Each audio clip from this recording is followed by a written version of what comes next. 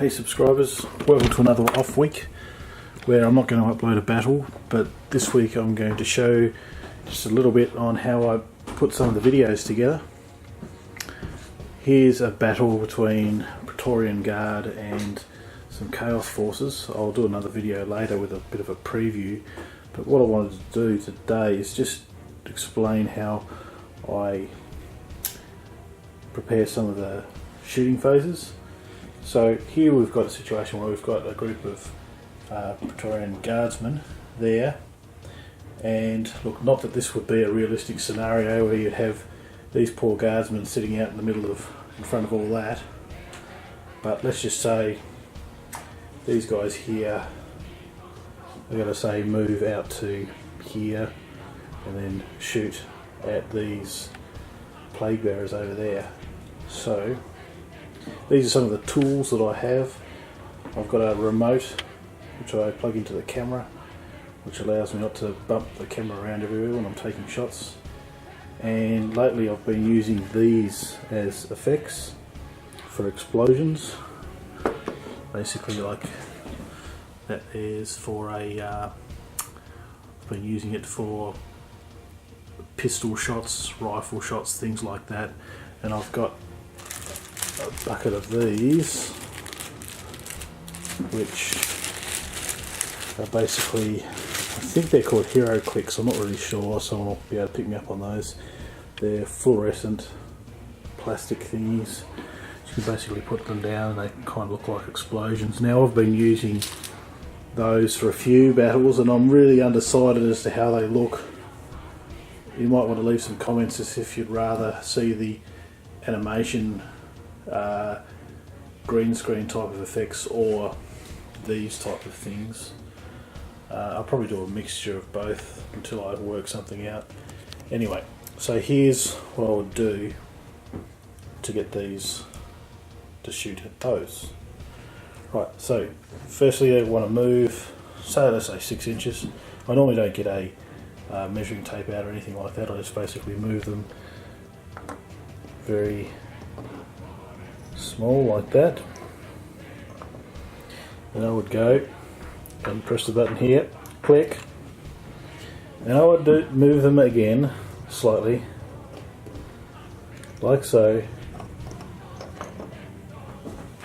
and then press click. So I would do that and it will take me 5-10 photos to move them from say here to say right here. Anyway, I'll fast forward that and just say we've done all that, and I'll move them up to here, let's say within shooting range. So I'll move them just around like so. Now these guys here have got melter guns, and let's just assume for a moment that's within range, and then I would shoot. So what I would do is I'd make sure that everything fits within the screen from here to here, and then I would basically go back to my trigger, press click, and I'll take a shot like that.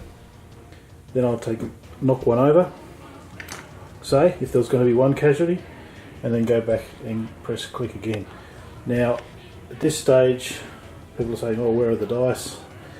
Look, I have done at times worked out the numbers to see how many casualties there were, etc, etc, but as you can see, doing all this takes extremely long amount of time, and I use judgment to say, right, we've got 5 guys there, 3 melter guns, which look, I'm not really sure if that's allowed in that group, or that's beside the point. Anyway, so the strength of those guns, quite powerful, strength 8 I believe, and the plague bearers, while quite tough, would get mowed down, and really you would have probably at least 1 casualty there, possibly even 2.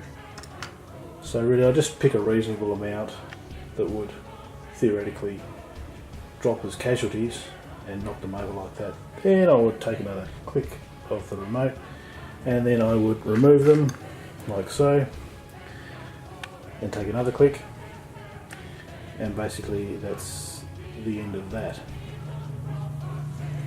If when I put on the video effects later on, so the animation, the green screen type effects I overlay later on. Let's say I wasn't going to use those overlays, and these guys are back on here.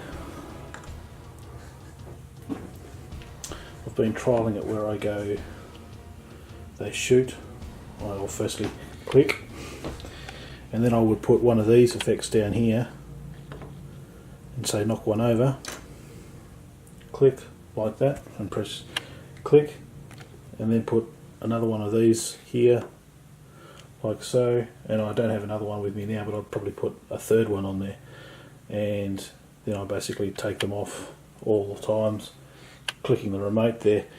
I thought it would save me time in processing it.